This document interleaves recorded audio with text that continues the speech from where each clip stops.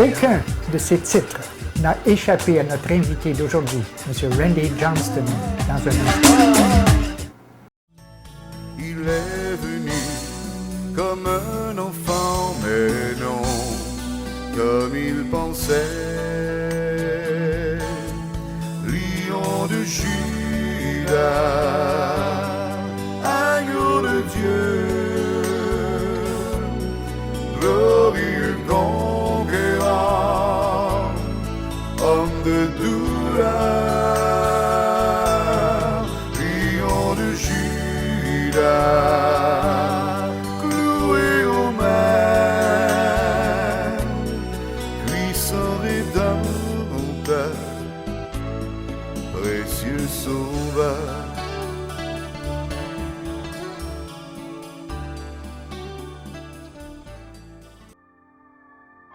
Seigneur, tu as dit que nous étions des voyageurs et des étrangers sur cette planète et que notre véritable demeure n'était pas ici. Nous sommes donc des ambassadeurs, des dispensateurs de ta grâce. Alors bénis Randy aujourd'hui, qui est là pour partager les richesses dont tu l'as comblé. Amen. Salutations à vous qui venez tout juste de vous joindre à nous. Aujourd'hui, mon invité, Randy Johnston, un gars qui en a vu des murs puis des pas mûrs. Et ça me faisait penser à une toune de Félix Leclerc, le phoque d'Alaska, quand il dit qu'il a quitté ceux qu'il aimait pour aller faire tourner des ballons sur son nez. Alors je pense que Randy a un peu vécu ça en voulant faire tourner des ballons sur son nez. Et il a pris des voies dérivées qu'il n'aurait peut-être pas dû prendre. Tu veux bien nous en parler, Randy? Oui, Pasteur Boris, et premièrement, merci beaucoup pour l'invitation. Et c'est un privilège pour moi de pouvoir partager mes expériences. Et j'aimerais souligner juste au début que moi, je suis un anglophone. Donc, si je massacre la langue française un peu, je demande à tout le monde de me pardonner pour ça. C'est pas évident des fois pour un anglophone. Mais vous avez entièrement raison. Des fois, on dirait qu'il y a certaines personnes dans la vie qu'il faut qu'ils apprennent la leçon d'une façon difficile. Et moi, quand je partage mon histoire, même si c'est mon témoignage personnel, je fais souvent des conférences et je donne comme titre la conférence « La voie dure ». Parce que si j'ai appris quelque chose depuis une vingtaine d'années maintenant, c'est que dans la vie, il y a vraiment juste deux voies. Soit on marche avec Dieu, ou on marche sens contraire à Dieu. Et il y a deux versets bibliques que je tiens beaucoup à cœur, parce que la vie, des fois, c'est pas évident. C'est un combat. Et on s'entend là-dessus, c'est un combat. Et dans l'Ancien Testament, dans la Bible, le roi David, lui, il a dit ceci. Il a dit « Béni soit l'Éternel, mon rocher, qui exerce mes mains au combat, mes doigts à la bataille. » Et David, lui, qu'est-ce qu'il disait ensemble, c'est que la vie, là, c'est pas évident. Et avec Dieu sur son côté, il y a plus de chances de réussir dans la vie. Dans le Nouveau Testament, l'apôtre Paul, il a dit quelque chose un peu semblable quand lui, il a dit ceci. Il a dit, moi, dans la vie, je frappe, non pas comme battant l'air. Et autrement dit, l'apôtre Paul disait ensemble que, écoute, la vie, là, des fois, c'est comme un combat. Et on a un ennemi, l'ennemi de notre âme. Et c'est tellement important d'écouter ce que Dieu a à dire afin que nous puissions gagner ce combat qui est la vie. Malheureusement, moi, personnellement, j'ai beaucoup appris mes leçons d'une façon très difficile dans la vie. Moi, je suis un gars de Montréal, je suis né, j'ai vécu à Montréal, je viens d'une grande famille et on est 7 enfants chez nous. Moi, j'ai 3 frères plus vieux que moi, j'ai 3 sœurs plus jeunes que moi, donc je suis en plein milieu. Et un après l'autre, mes frères, eux, ils ont décidé d'être rebelles. Et ils se sont devenus des jeunes en fugue, ils vivaient sur les rues de Montréal. Ils se sont associés avec une gang criminelle à Montréal qui avait un caractère pas mal violent. Et des fois, quand mes parents n'étaient pas à la maison, il y avait un de mes frères en particulier qui retournait à la maison pour me rendre visite. Et il m'encourageait tout le temps en disant « Randy, viens nous joindre ». Et j'avoue aujourd'hui qu'à l'époque, j'étais vraiment jaloux de mes frères. Parce que j'écoutais les histoires de mes frères et je le voyais comme libre. Et souvent, quand j'ai l'occasion de parler, que ce soit dans les écoles secondaires au Québec, dans les églises, je parle souvent à propos de la rébellion. Et j'espère que ce n'est pas un portrait de quelqu'un ici qui est sur l'écran présentement, mais le mulet.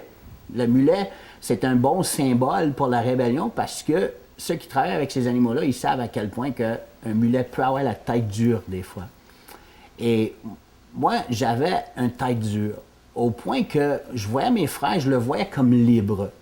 Et tellement que j'étais jaloux de cette liberté, qu'à l'âge de 13 ans, j'ai suivi les pas de mes frères. Jeune en fugue, j'ai joint à mes frères, je suis devenu le plus jeune membre de cette gang criminelle-là à Montréal. Et j'ai vite appris une leçon à propos de la rébellion qui est ceci. C'est que dans la vie, il y a toujours un prix attaché à la rébellion, toujours.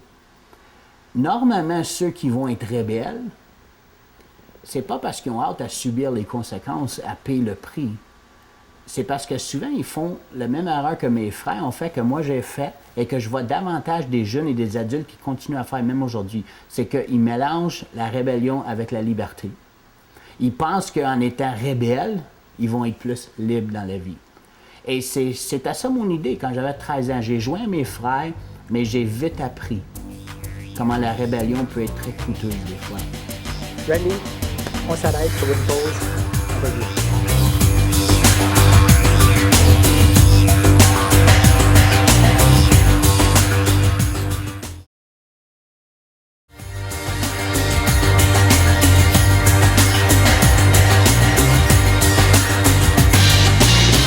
À un moment donné, j'étais avec deux de mes frères, un autre membre de notre gang, puis on passait la journée à la ronde. Et cette soirée-là, il y avait un concert musical pour les jeunes. Et en s'en allant vers le concert, le gars qui était avec nous autres, il a vu deux jeunes qui marchaient un peu avant nous autres. Et ces jeunes-là, ils avaient chacun un manteau de cuir sur le dos. Et quand le gars qui était avec nous autres, il a vu les jeunes, il a dit ensemble, « Hey, ils sont cool ces manteaux-là, j'en veux un. » Et là, il a tourné à moi puis il a dit, « Randy, j'en veux un de ces manteaux-là, regarde, tu es à peu près la même grandeur que eux. Vas-y en avant de toi. » Et il a commencé un bataille avec eux. Et au courant de la bataille, on va venir t'aider, puis on va enlever leur manteau. Ouais. Et savez-vous, je m'en souviens comme à l'époque, souvent je faisais des affaires que je savais qu'ils n'étaient pas corrects, mais parce que je voulais prouver à mes frères et les plus vieux dans le gang que même si moi j'étais la plus jeune et la plus petite, j'avais quand même ma place parmi eux. Donc j'étais en avant pour commencer qu'est-ce que moi je pensais était pour être juste un simple bataille. Qu'est-ce que j'ai pas réalisé était pour arriver est arrivé. Au courant de cette bataille-là, le gars qui est avec nous, l'autre membre de notre gang, il a sorti un poignard. Et il a poignardé les deux jeunes, en tuant un sur le coup, et l'autre a passé très proche de la mort. Ouais,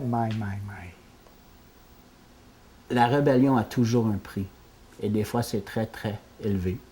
Mes frères et moi, nous autres, on ne s'entendait pas à ça du tout, mais tous les quatre, on a réussi à s'évader sans se faire arrêter.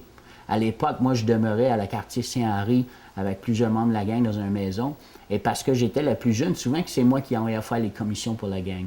Et le lendemain matin, il y a un gars dans la maison qui a dit « Randy, va au dépanneur du coin acheter le journal, on veut voir si l'histoire est dans le journal. » Et je m'en souviens comment moi j'ai rentré dans le dépanneur, et même avant de l'avoir acheté, en rentrant, je voyais le journal. Journal de Montréal, première page, il y avait un gros photo du jeune homme qui a perdu la vie à cause de nous autres. Et je pense que j'oublierai jamais à quel point je me sentais mal en voyant la photo de ce jeune homme-là. Et si j'ai appris une autre leçon dans la vie, Pasteur Boris, c'est ceci, c'est l'importance de la voix de la conscience. Souvent, le monde me dit, « Randy, j'aimerais ça entendre la voix de Dieu. » Dieu nous parle sur un base quotidien à travers la voix de la conscience. Même l'apôtre Paul, dans la Bible, il a souligné l'importance de cela. En partageant ou en écrivant une lettre à Timothée, un jeune homme, que l'apôtre Paul voulait encourager, dans sa lettre à Timothée, l'apôtre Paul il a dit ceci, il a dit « Timothée, je veux tellement que tu combattes le bon combat. » Mais là, tout de suite après, il a dit dans sa lettre « Timothée, voici comment la faire. C'est en gardant la foi et une bonne conscience. Tellement important d'être à l'écoute de cette voix intérieure-là parce que Dieu nous parle en travers de cet outil précieux-là, qui est un outil très souvent peu utilisé par ceux qui sont sur le chemin de la rébellion. C'est des gens qui ignorent leur propre conscience. Oui. Et parce que moi, j'ai ignoré ma conscience tout au long de ma jeunesse, j'ai vraiment payé pour. À l'époque, la gang avec qui moi je faisais partie, on était en guerre contre une autre gang criminelle. Et c'était un garde de gang qui était parfois très violent. Et à un moment donné, j'étais réuni avec, je dirais, peut-être une douzaine de membres de notre gang dans une ruelle. Et là, on faisait nos plans comment cette soirée-là, c'était pour être la nuit de la violence. On se préparait pour aller attaquer à l'autre gang. Et on avait même fabriqué certaines bombes à gasoline. On était pour mettre le feu sur certains logements où restaient les autres gars. Juste avant que nous, on était pour quitter, il faisait déjà noir dehors. Mais là, soudainement, dans la ruelle, il y a un de mes frères, lui, qui a lâché un cri. Il a dit, les gars, faites attention, il y a un char qui vient d'arrêter, puis il a fermé ses lumières. Et quand mon frère a dit cela, c'est comme tout le monde s'est mis à bouger. Il y en a qui ont caché en arrière des voitures. Un de mes frères, lui, est parti tout de suite en courant pour aller chercher un carabine que lui avait caché en arrière d'une clôture. Et je ne sais pas pourquoi, mais moi, je n'ai pas réagi assez vite. Et la prochaine chose que j'ai su, j'ai entendu un gros boum et j'étais à terre. Et j'avais un méchant douleur dans ma jambe droite en haut. Et je me suis touché ma jambe, puis je me suis ramassé un peu, même plein de sang. Et à cette soirée-là, l'autre gang, il m'avait tiré avec un fusil de calibre 12 qui a complètement déchiré, a détruit l'intérieur de ma jambe droite. Mon frère, lui, a tiré sur l'auto un couple de fois pendant que l'auto a parti en vitesse. Et c'était vraiment la chaos totale dans la ruelle cette soirée-là. La rébellion a toujours un prix. Et l'ambulance est venue. Ils m'ont emmené à l'urgence à l'hôpital, à l'hôpital pour les enfants à Montréal. Et ça m'a pris au-dessus d'un an, même avant que je pouvais commencer à apprendre à marcher encore, tellement que le dommage était sévère. Et quand ils m'ont donné congé de l'hôpital, mes parents m'ont ramené à la maison parce que je ne pouvais pas marcher. Et c'était durant cette période-là, chez mes parents, qu'un soir, j'étais au lit, mes parents étaient dans le salon, et quelqu'un est venu cogner à la porte. Mon père, il ouvre la porte, et là, il y avait 2 policiers de l'escouade des meurtres à Montréal. Puis on dit, on est ici pour arrêter votre fils Randy pour le meurtre qui s'est produit à la Ronde. Il y avait déjà un an à l'époque. Alors, ils venaient de trouver les coupables pour l'affaire des 2 jeunes, et ils venaient tout juste aussi d'arrêter mes 2 frères et l'autre membre de notre gang qui avait poignardé les jeunes. Et à la suite de tout ça, il y a eu un procès. Et au bout de ce procès-là, j'ai vu une de mes propres frères sentencé à la vie en prison pour ça. L'autre membre de notre gang qui avait poignardé les jeunes, lui aussi, a eu une sentence de vie. Mon autre frère était libéré parce qu'il n'était pas impliqué dans le bataille. Et moi, parce que j'étais le plus jeune de la gang, ils m'ont enfermé jusqu'à temps que j'avais mes 18 ans. Et savez-vous, Pasteur Barret, je m'en souviens comment à l'époque, il y avait du monde qui ont essayé de me parler, qui ont essayé de me donner des conseils. Et souvent, Dieu met du monde sur notre chemin pour nous aider ou essayer de nous diriger sur la bonne voie. Mais moi, j'ai choisi, puis c'est vraiment un choix, moi, j'ai choisi de tout ignorer l'aide qui m'a été offerte, tous les conseils qui m'ont été donnés, même ma propre conscience. Et quand on fait des tels choix, mais automatiquement, on fait l'autre choix.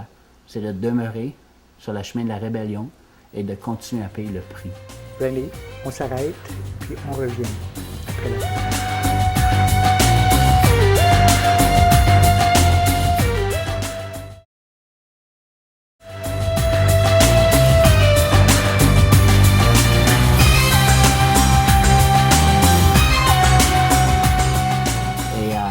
Il a fallu qu'il me libère quand j'avais mes 18 ans. Il n'y avait pas le choix. Mais j'étais vite de nouveau devant un juge, vol à main armée avec violence. Et là, j'ai eu ma première sentence adulte, 8 mois dans la prison de Bordeaux. Et quand ils m'ont mis dans cette prison-là, je me tenais avec un groupe de gars qui faisaient le plus de troubles dans toute la prison. Au point que on était devenus tellement des cas problématiques qu'un soir, après qu'ils ont embarré tous les détenus pour la soirée, il y a une escouade de gardiens qui ont rentré dans notre secteur, puis ont ouvert 11 cellules. Un après l'autre, ils ont saisi 11 détenus. J'en étais un de ces 11 détenus-là. Ils nous ont menottés, puis un par un, ils nous ont descendus dans le sous-sol de la prison, puis nous ont enfermés dans un secteur tout à fait spécial, complètement séparé de tous les autres détenus. Toutes les prisons ont des secteurs comme ça. Les détenus appellent ces secteurs-là le trou. Le trou. Eux autres, ils appellent ça la ségrégation. Et ils nous ont mis là-dedans, puis ils nous ont dit on était pour rester là minimum 3 mois. Oh my. Et dépendamment de notre comportement, c'était ça qui était pour déterminer si on pouvait remonter en haut avec les autres détenus. Et 1 heure par jour seulement, on avait le droit de sortir. Un petit marche, un douche, puis là, on passait notre temps dans notre cellule. Et savez-vous, je m'en souviens comment à l'époque, on était en colère contre l'administration, au point que on disait que c'était leur faute. Et vous avez sûrement constaté ça dans la vie. Hein? Souvent, les gens qui sont toujours dans le trouble, qui ne veulent pas faire face à eux-mêmes, quand ils sont dans le trouble, qu'est-ce qu'ils cherchent à faire dans ces moments-là? Ils cherchent à blâmer les autres. C'est exactement ça. Ils cherchent à se justifier. Et c'est exactement ça qu'est-ce que nous, on faisait. Et tellement qu'on était rebelles et en colère, qu'on a commencé une émeute dans ce secteur-là. On était embarrés dans nos cellules. On ne pouvait pas sortir de nos cellules. Il y avait des gros barreaux de fer sur nos portes. On ne sortait pas de là. Mais dans chaque cellule, il y avait un lavabo, un toilette. Chaque gars avait le droit de fumer, donc tout le monde avait des allumettes. Et tous les 11 gars en même temps, on a tous brisé nos lavabos, nos toilettes. Il y a eu une grosse inondation dans le sous-sol. Chaque fois que les gardiens rentraient pour essayer de nous calmer, on mettait n'importe quoi qui brûlait au feu dans nos cellules, puis on garachait ça en travers les barreaux sur les gardiens. On était vraiment hors de contrôle et très, très, très violents. Et les gardiens, à l'époque, eux, il a fallu qu'ils découvrent une manière, comment reprendre contrôle. Et la façon qu'ils l'ont fait, ils ont rentré dans l'allée où il y avait nos cellules avec un gros boyau de feu, comme les pompiers serrent. Ouais. Et on se mettait devant chaque cellule une à la fois, et en ouvrant l'eau, la pression d'eau, c'était tellement puissant, ça nous projetait dans le fond de nos cellules. Puis là, ils nous pinaient là avec la pression d'eau. Et ça donnait l'opportunité à d'autres gardiens pour ouvrir nos portes, pour sauter sur nous autres, pour nous maîtriser. Puis c'est vraiment véritable, là, ça te pousse dans le fond, la pression? Tout à fait. Là, la pression était tellement puissante, ça nous poussait dans le fond de nos cellules. Et quand ils ont réussi à maîtriser les 11 gars, ils en ont sorti 2, en disant que c'était les leaders de l'émeute. Et moi, j'étais un de les 2. Et à ma punition, ils m'ont attaché les mains et les pieds à un lit pendant un couple de jours, pendant que je me calme, tellement que j'étais enragé. La rébellion a toujours un prix. Toujours. Et je pense que ça va sans dire, mais moi, j'ai jamais pu remonter en haut avec les autres détenus. Ma première sentence adulte, je l'ai faite au complet dans le sous-sol de Bordeaux. La journée qu'ils m'ont libéré de cette prison-là, il y a un gardien qui m'a adressé la parole. Et quand je réfléchis aujourd'hui, qu'est-ce qu'il me dit, on dirait qu'il a parlé avec beaucoup de conviction, de certitude, comme il savait de quoi il parlait. Ouais. Je m'en allais vers la porte et là, j'entends, c'était ma journée pour être libéré. Et là, j'entends mon nom, Hey Johnston. Et je tourne de bord, puis il y avait un gardien qui me pointait le doigt, puis il m'a dit ceci. Il a dit, Johnston, moi, je suis pas inquiète, là. Toi, là, tu vas être de retour. Et sais-tu, Pasteur Boris, sais-tu qu'est-ce que j'ai dit à lui? Moi, j'ai dit qu'est-ce que chaque détenu dit la journée qu'il sort de la prison. Soit il pense en dans lui-même, il va le dire à quelqu'un. Moi, j'ai dit, no way. Plus jamais, moi, je vais retourner en prison, plus jamais. Mais la vérité dans la vie, c'est quoi? Je pense que j'ai appris quelques leçons depuis une vingtaine d'années. La vérité, c'est que tant et aussi longtemps qu'on continue à marcher sur le chemin de la rébellion, puis on refuse de mettre les breaks et de jeter un bon regard dans le miroir et d'apprendre par nos erreurs, la vérité, c'est que on va répéter ces erreurs-là fois après fois après fois.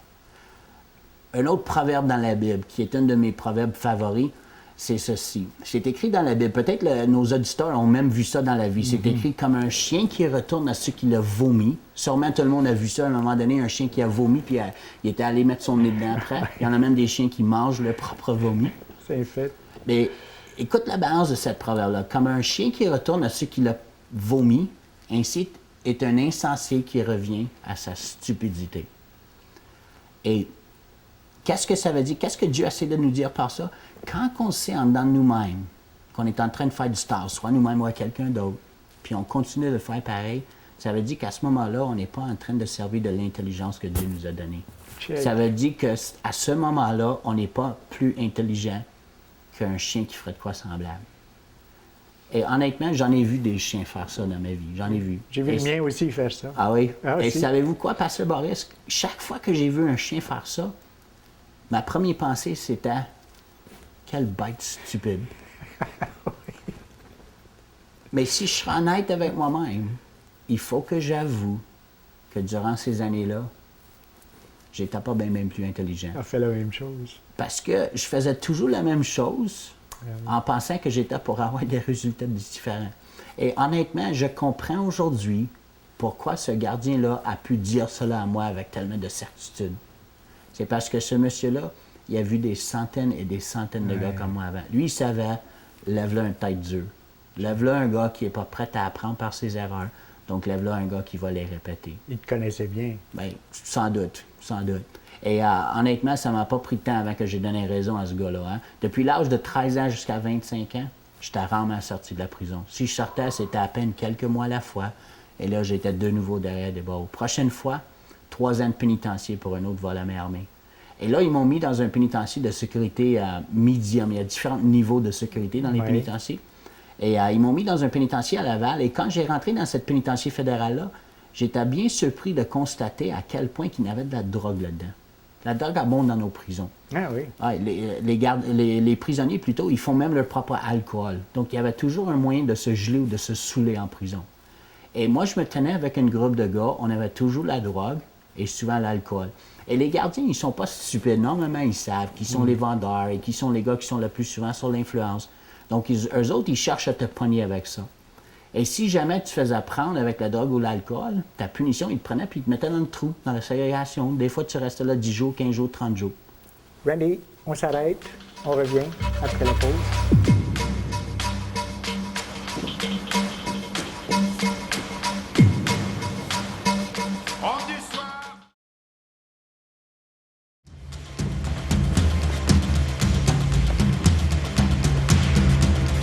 Et à un moment donné, dans cette pénitencier-là, un de mes amis, il s'est fait prendre avec la drogue.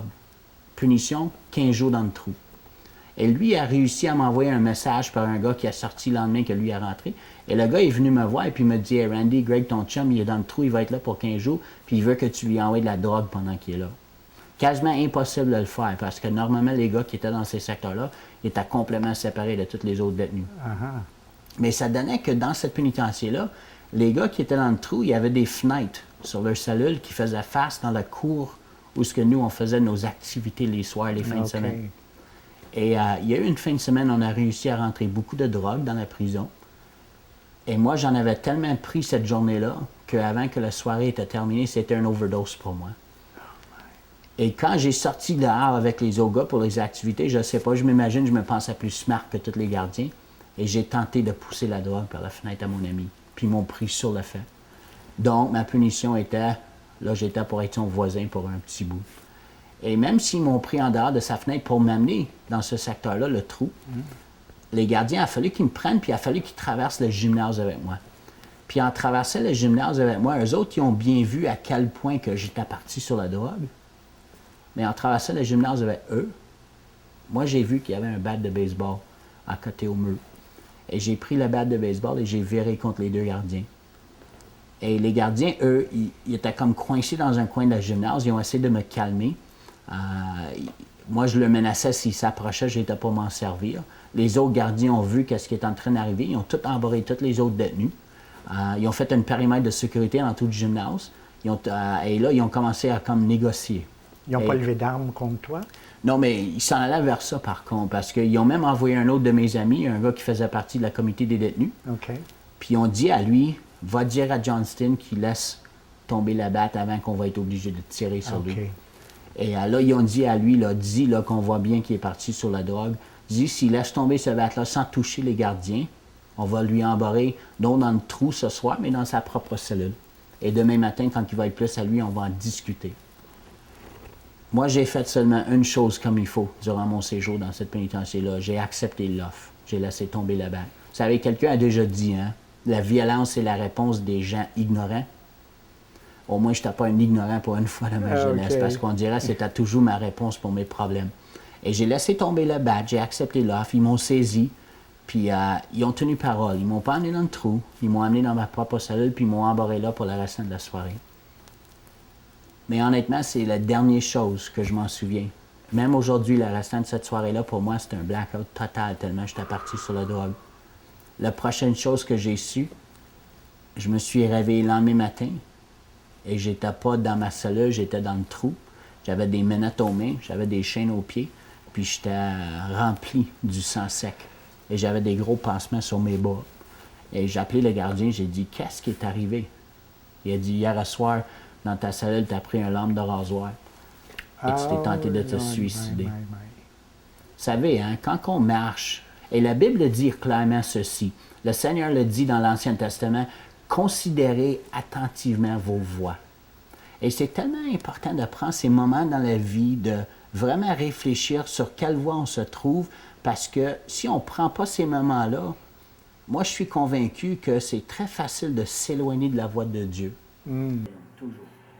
C'est déjà la fin de la première partie de notre émission et j'espère qu'on se souvient du fait que la rébellion a un prix et que ce prix a été payé très chèrement par notre invité d'aujourd'hui. Job a cité une très belle parole à ce sujet lorsqu'il a dit « Seigneur, j'ai fait plier ma volonté à ta volonté ». Alors, rebelle au péché, oui, mais rebelle à l'autorité, ça, c'est autre chose. Alors, ne manquez pas la suite la semaine prochaine. D'ici là, portez-vous bien, que le Seigneur vous bénisse. Et de la part de tout le personnel de la TVC, passez de joyeuses fêtes. Comme un enfant, mais non, comme il pensait, lion de Judas, agneau de Dieu,